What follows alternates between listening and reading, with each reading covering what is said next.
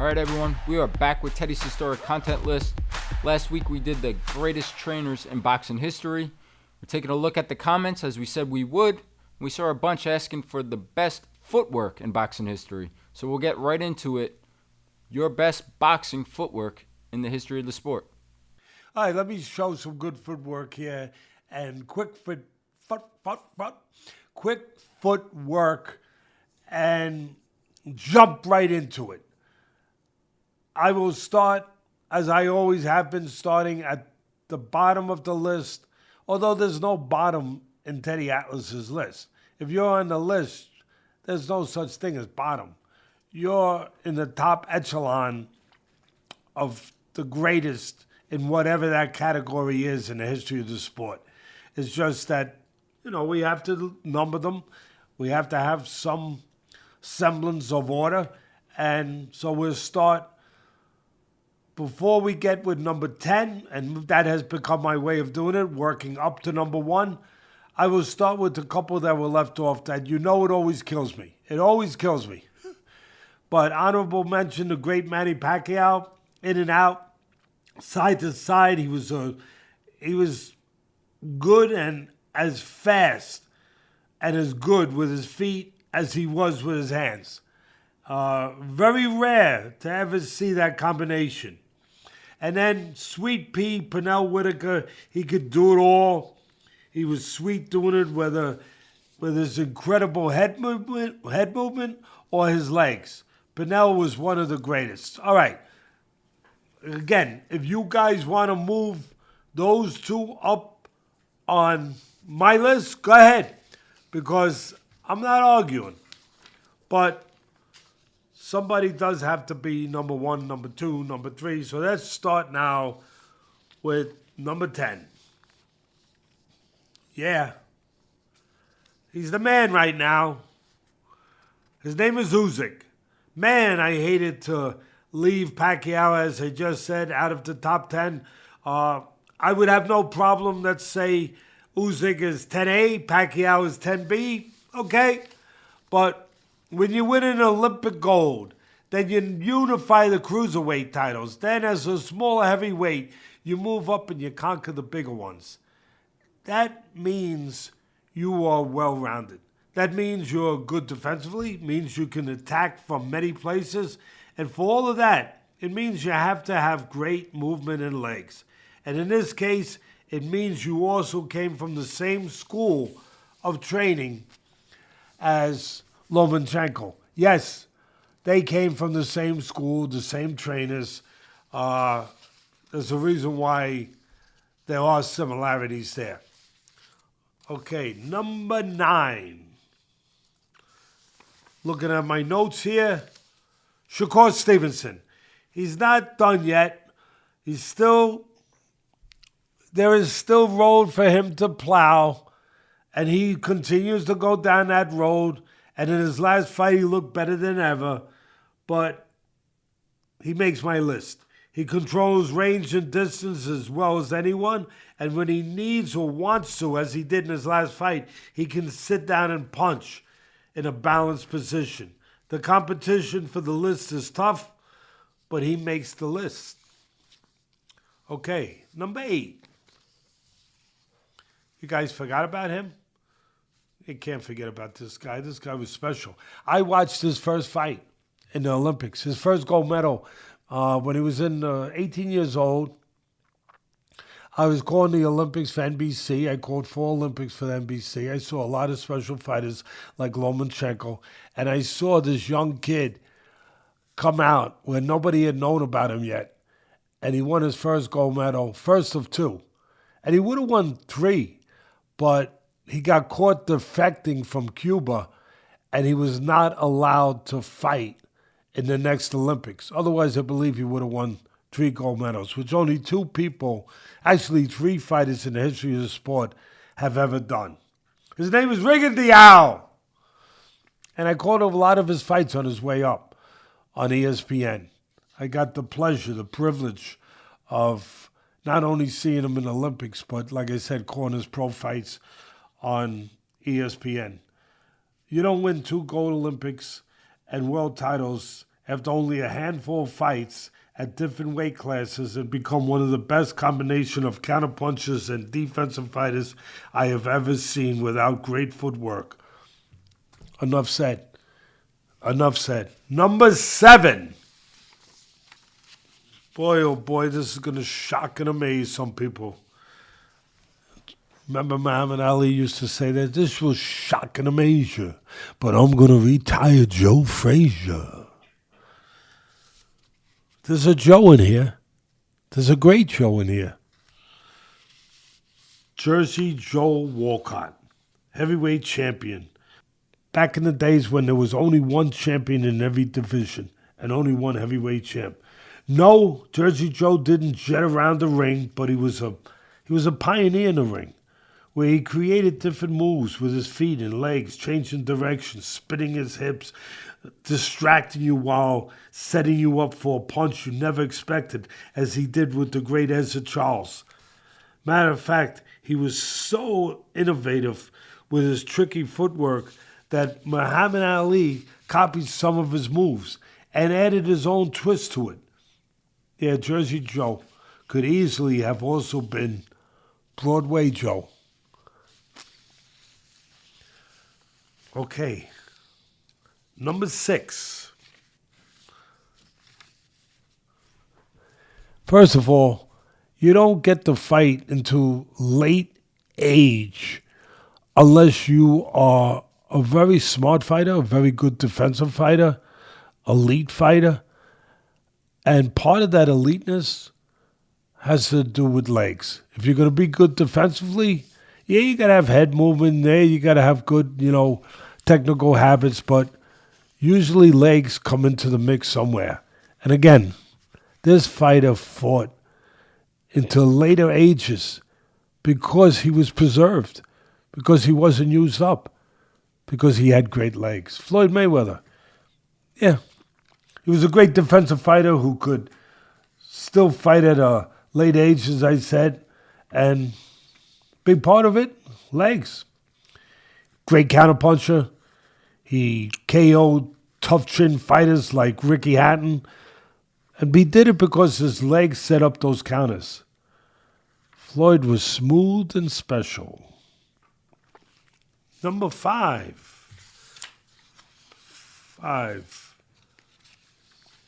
5 comes before 6. Yes, it does. Again, I don't know if this will be a surprise for some people. It might be, but it isn't for me. Not only was he one of the greatest fighters of all time, one of the greatest heavyweights of all time, Joe Louis was one of the most balanced fighters of all time. Never had a position. And like I said, this one will surprise some of the, let's say, less up-to-speed fans of the sweet science, because when you say greatest legs in football or footwork, a lot of times they might envision a sort of a great skater on the pond. But in order to skate anywhere, you need good balance. And no one had better balance than the Brown Bomber. He was never, ever out of position. His feet were always where they had to be in order to deliver some of those shortest, most explosive punches ever. He's number 5. And as Ali would say, that ain't no jive.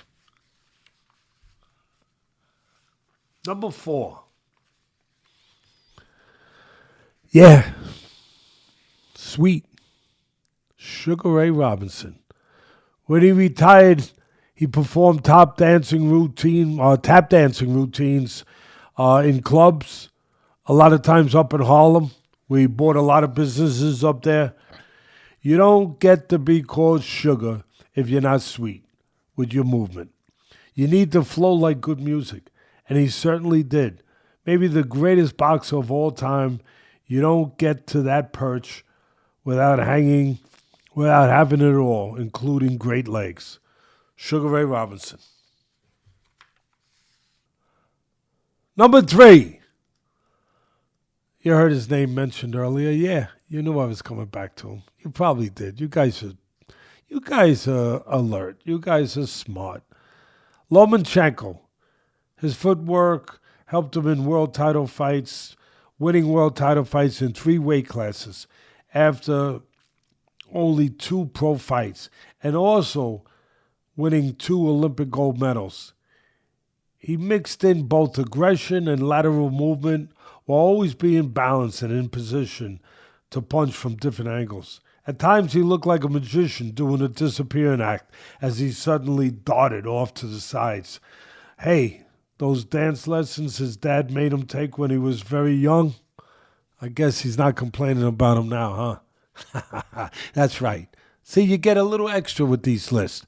You not only get my list of, of guys that are special in this sport for these different areas that we're pointing out, but you get these little stories in there you might not have known. Now, a lot of guys might not have known Lomachenko's father made him actually stop boxing as an amateur when he was young and take dance. There was a method to his madness. Number 2. Well, you knew he was going to be there somewhere. You just didn't know where. You just didn't, and that's why we made you wait to find out. That's why we go from 10 up. We want to keep you in suspense. And you're already thinking, when's he going to be there? When's he going to be there? Only 2 left. Is he going to be 1 or is he going to be 2? He's going to be number 2. And that's pretty darn good. Muhammad Ali. Anytime your mantra is float like a butterfly and sting like a bee, you have to be considered as one of the greatest ever with footwork. And I'm not talking about the show stuff, the sizzle stuff, like the alley shuffle. I'm talking about when he was young and floated around the ring like an angel who came back as a ballerina. And also the practical connection, when as he went backwards, he was simultaneously able to counter with combinations, never losing a beat or his rhythm of the moment. Yeah, he truly was poetry in motion. Muhammad Ali.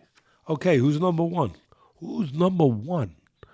Well, when your nickname, your fighting name, becomes Will-o'-the-Wisp, you probably got pretty damn good legs and educated legs. And yeah, this guy did. I mean, you better have good legs to fight 300 pro fights against some of the best during an era in boxing when you had the best fighting the best and so many good fighters, and it was the biggest sport in the world, the biggest sport in this country for sure. You better have good legs. Yeah, Willie Pep had good legs. And on top of it, when you didn't have power, he had quick hands, he had controlled range beautifully, he put combinations together, he got in and out, gave angles, so smart, but he didn't have power. So you had to have those legs. Remember that? What was that comedy stint with the late great Richard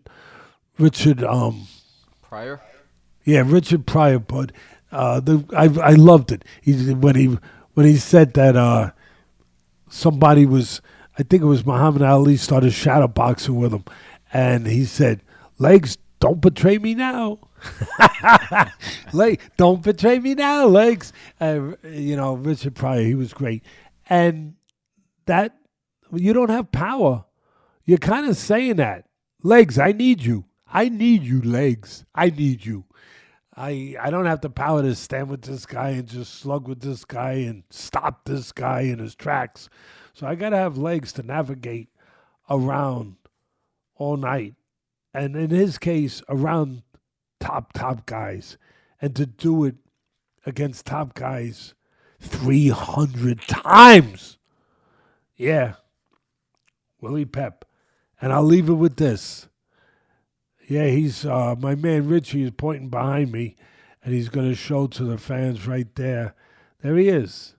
There is the man himself, Willie Pep. And I'll leave you with this on this list, and I hope you guys enjoyed it. And I'm going to have my buddy chime in here and give me his thoughts, because I always want to have his thoughts from his perspective, from a younger perspective too. But I'll leave with this. You got to have great legs. If the legend, and the legend does tell you this, that he once won a round without throwing a punch. Buddy, you can't argue with that, bud. Yeah, I mean, the man won a round without throwing a punch. I guarantee you, the legs, the movement, the ring generalship had a lot to do with that. Willie Pep, number 1. How do you like it, bud? I love it. I love it. I love these lists so much is I also get to learn. And you get, besides the information and the knowledge that you're sharing, sometimes there's some surprises, right? And what I learned today was I didn't know that Jersey Joe Walcott was kind of the innovator. Are we saying the Ali Shuffle, that Ali took some of that and created it into the Ali Shuffle from Joe Walcott? Yeah, Ali was a genius, and like all, up and coming people that are going to be special, on their way up, they see things. And they see things that the ordinary guy wouldn't see. They see something and they say, okay, I can take that and I can add this. And that's what he did with Jersey Joe. He saw Jersey Joe do his own little shuffle, his own little change of direction, with his legs. And I'm sure Ben's going to get some of it up. It was brilliant. It was beautiful. It really was.